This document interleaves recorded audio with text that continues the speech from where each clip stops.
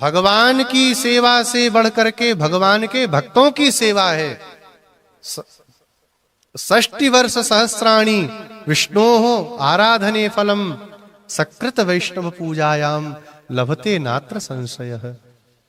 60,000 वर्षों तक भगवान श्री हरि का आराधन करे, षोडशोपचार पूजन करे और सकृत वैष्णव पूजायाम, एक कोई वैष्णव आवे उनका अर्घपाद्य आचमन करके दीन भाव से प्रभु हमारे पास तो यही है, हम क्या सेवा करें, इतना निवेदन कर दे, बोले दोनों की बराबरी हो जाती। वैष्णव की ऐसी महिमा है। और उल्टा भी कर लेते हैं थोड़ा सा। 60,000 वर्षों तक भगवान श्री हरि से जो द्रोह करे और एक वैष्णव से थोड़ी देर के लिए जो विद्रोह कर दे, बोले दोनों का फल भी बराबर हो जाए। इसलिए वैष्णवों से कभी द्रोह करना नहीं चाहिए, उनमें दोष दृष्टि नहीं रखनी चाहिए। दोष देखने हैं तो अपने देखने चाहिए, दूसरों का दोष नहीं देखना चाहिए। वैष्णवों का तो कदापि नहीं देखना चाहिए, क्या कर रहे हैं, कैसे कर रहे हैं। इसलिए हमारे रहस्य ग्रंथों में 3 प्रकार के वैष्णवों का चिंतन करते हैं।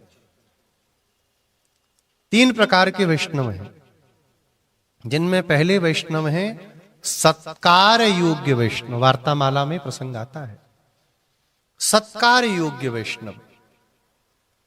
सत्कार आए, दंडोत प्रणाम, हाँ नहीं कुछ दे सकते हैं फल फूल क्योंकि दास भी उन्हीं वैष्णवों में आता है, तो आप ऐसे कर देंगे तो फल फूल तो देना चाहिए सत्कार योग्य वैष्णव।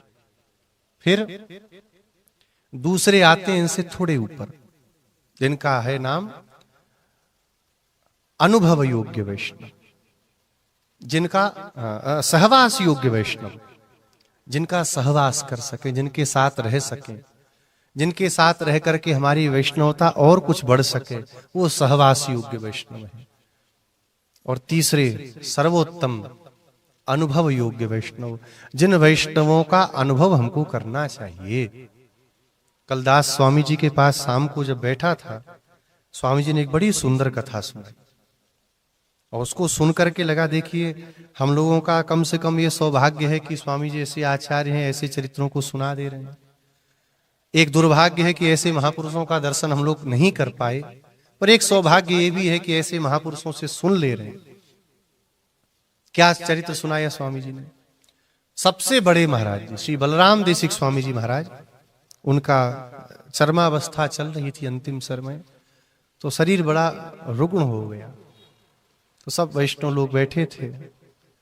एक बहुत बड़े भारतवर्ष के सर्वोत्तम विद्वानों में, मूर्धन्य विद्वानों में, जिनका नाम आज भी पुराने लोग लेते हैं, परम पूज्य श्री काशी रंगाचार्य स्वामी जी महाराज, वो भी वहीं बैठे थे सीढ़ी पर बाहर। तो बैठे बैठे वो सोचे स्वामी जी को कम सुनाई पड़ता होगा, नहीं सुन पाएंगे, तो धीरे से एक दूसरे व्यक्ति से बोले, सब कहते हैं बड़ी करुणा भगवान की, क्या कृपा करुणा है, कितना कष्ट स्वामी जी पा रहे हैं। इतना सुनते ही स्वामी जी अंदर से चिल्लाए, स्वामी जी का नाम लेकर के, अरे तुम किस बात के पंडित हो, क्या तुम्हारा पांडित्य है, भगवान की करुणा कृपा में भी तुमको शंका है। आज के बाद अगर ऐसी बात तुमने कही, हमारे कमरे में घुसने नहीं देंगे तुमको। ये देखिए, ये होती है वैष्णवता, ऐसे आचार्य होते हैं अनुभव योग्य। इतनी विषम स्थिति में भी भगवान के लिए कोई दोष दे, और यहां तो हम पड़े पड़े कहते हैं, अरे जीवन भर सेवा करते रहे, वहां जाते रहे, ये किया वो क्या मिला, हम लोग गिनाने लगते हैं हमको क्या मिला। ऐसा वैष्णव नहीं होना चाहिए, अनुभव योग्य वैष्णव। तो 3 प्रकार के वैष्णव कौन कौन से हुए।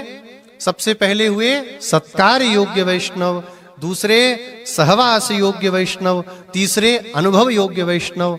अब इनमें कहीं पर तिरस्कार योग्य वैष्णव शब्द का प्रयोग हुआ क्या, या नीच वैष्णव, धक्का मार के भगाने योग्य वैष्णव, बुराई करने योग्य वैष्णव, ऐसी कोई श्रेणी नहीं है। उनको देख करके उनमें दोष दर्शन नहीं करना चाहिए, उनका सत्कार करना चाहिए।